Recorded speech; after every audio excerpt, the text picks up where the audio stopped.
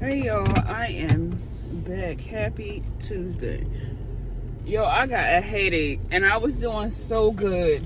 But when I say healthcare, patient care, period, it's not for the weak, baby. Let me turn this here down because I want y'all to really hear me. And I truly never understood it until I started working in healthcare. Seriously. Oh, I got a headache. Oh my gosh. Hold on, I have to pay attention. Because these cars are coming.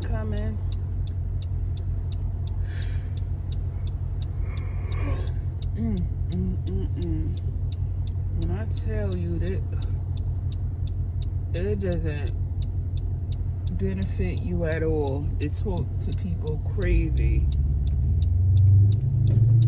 Okay. Let me continue to talk down to people like a condescending manner. Let me tell you, I'm trying to really I just want to pull over and finish telling you because that's how crazy it got. It was misinformation within it, but there was no reason for this guy to go off the way they did in front of my coworkers as well as other patients, and other patients looking at him like he crazy. It hurted me to my soul. I'm like, oh, the manager isn't here, she just left. And I'm so used to protocol, procedure, policy. Oh, sorry, y'all. And I'm like, what's the next step? I wanted to, outside of work, I would have said something because it's outside of work. But I don't want to say anything, and it hurt me as well. I really didn't know what to say, being I'm the new kid on the block. But y'all, this joint is good. Hold on. It's good on my nerve. So this guy came in. Apparently his visit before, which I kind of agree with it, but at the same time, this is patient care and doctor visits. You cannot determine exactly when you're going to get out or get caught in, because stuff do happen, emergencies happen, a visit could go longer than it's supposed to, things change within the medical information when it comes to vitals or anything. You say somebody vitals is off and it's a little high, and I know what I did, I'm a medical assistant as well, and I do front desk right now as a job, but there was times if the blood pressure is too high, maybe, and that's kind of a thing people say not to do once you get in the doctor's office, when you're taking a patient in and rooming them. But that's literally what we're trained to do when you first bring them in there, to get their vitals, because a lot of people get nervous over their doctor's visit or stress over their doctor visit, and that can affect your blood pressure as well. So it might not be a true blood pressure, it's just how you feeling at that present moment. It's not an effect of you having hypertension, high, you have a diagnosis of high blood pressure. So, sorry, y'all. You just never know, things can change. It's just the front desk, we're checking patients in and out, we taking phone calls amongst doing other things. We're really not the ones that's dictating the doctor's visits and how long they're gonna be. So back to the story. I felt so bad for my coworker. The way he was speaking, it's just giving me a headache and it's giving me chills. So apparently at his last visit, he said he had to wait an hour. And it's crazy. Sorry to keep going back, but it's crazy because a lot of the times people will complain to you, but once they get in that, some people still will complain to the doctor about them waiting, but some will just say what they have to say to you, and once they go in the room, it's crickets. How was everything? Oh, everything is good, after they just flipped out on you or cussed you out when you were checking them in, or when you was at the front, they were at the front desk. But so he chased I'm gonna say apparently as his last visit. So apparently at his last visit, it was over an hour late before he got called in. So he came in literally a few minutes, less than 10 minutes before his actual appointment time.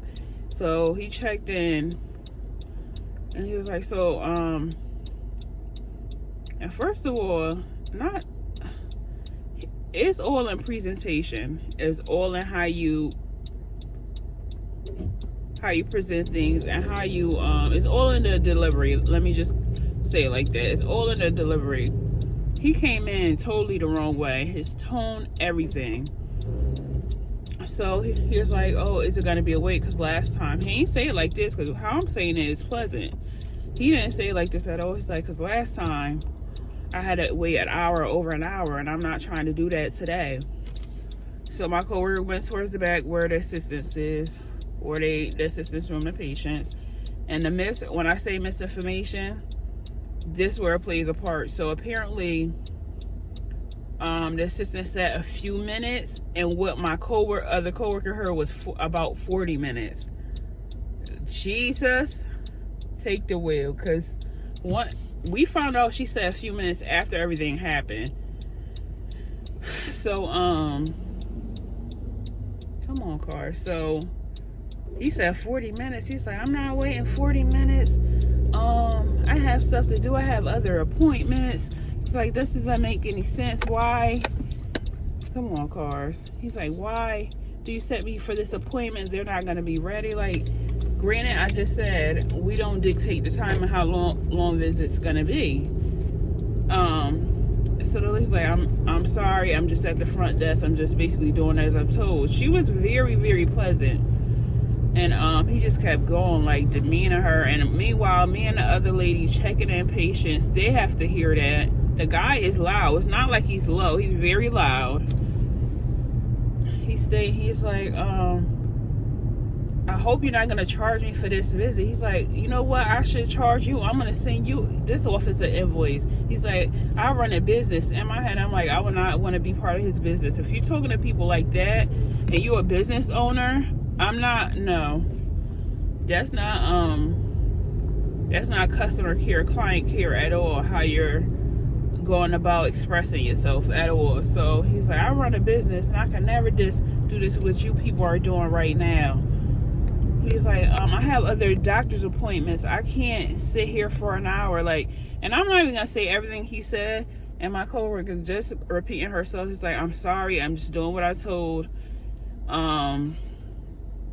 They said it was gonna be about 40 minutes. I think it was like, she said it was 2 patients before him or whatever. And he got to the point, he was like, oh, you might as well send these patients home because they taking up my...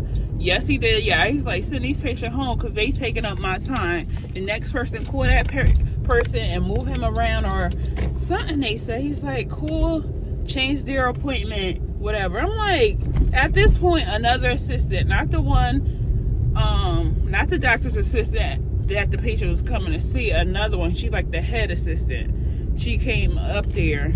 He's like, oh, just change the appointment. This is my time. And he kept saying, I'm going to send you an invoice because you're wasting my time. Meanwhile, patients just looking. The guy I'm checking in, he's like, oh my gosh. Like, you could see it in his face. He kept apologizing. I'm like, you don't have to apologize. I was asking for something, and he was taking like a good amount of, like, well, it wasn't even a long time. It was a matter of 2 minutes. But he was like, oh, I'm sorry to keep you waiting. I'm like, no, you're fine. So finally, it subsided.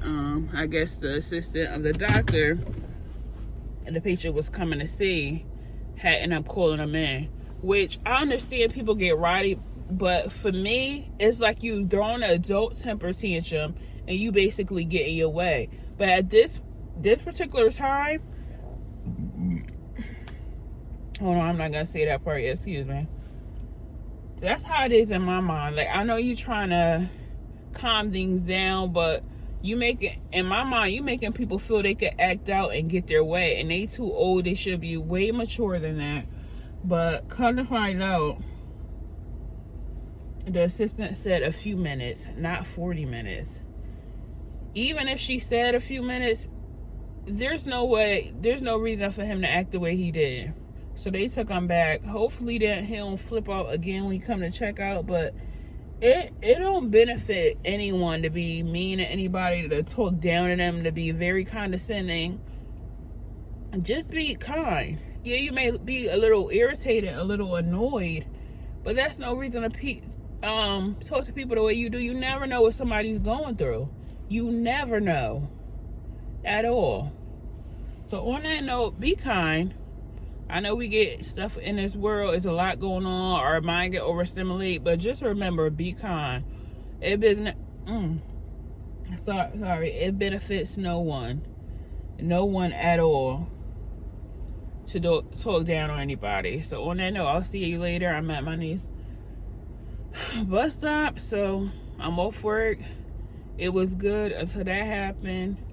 And it's crazy because after that, I checked the guy in. I got a lady and checked her out. She's like, now I got a headache. I'm like, I am so sorry. I didn't even apologize to the patient.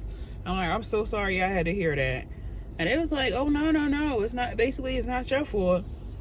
So when she walked up, I said it again. So I'm so sorry you had to hear that. She's like, I got a headache. She's like, I deal with people like that all the time over the phone. And you could see she was like disgusted and annoyed that somebody acted that way. It was... I'm not the type to talk to people crazy. I don't get how it benefits somebody. And if it benefits you, you feel like it benefits you, you need hard up prayer. Like, I'm gonna really pray for you because you need it. There's no way that will make you feel good, because just me talking about it is getting me like super annoyed all over again. But on that note, y'all stay hopeful. Like in all my videos, you never know what people are going through. Be somebody's light in a dark place. And on that note, even though healthcare could be frustrating, it is rewarding depending on what field you in, or just depending on your definition of rewarding. But on that note, I love you guys so much. Bye.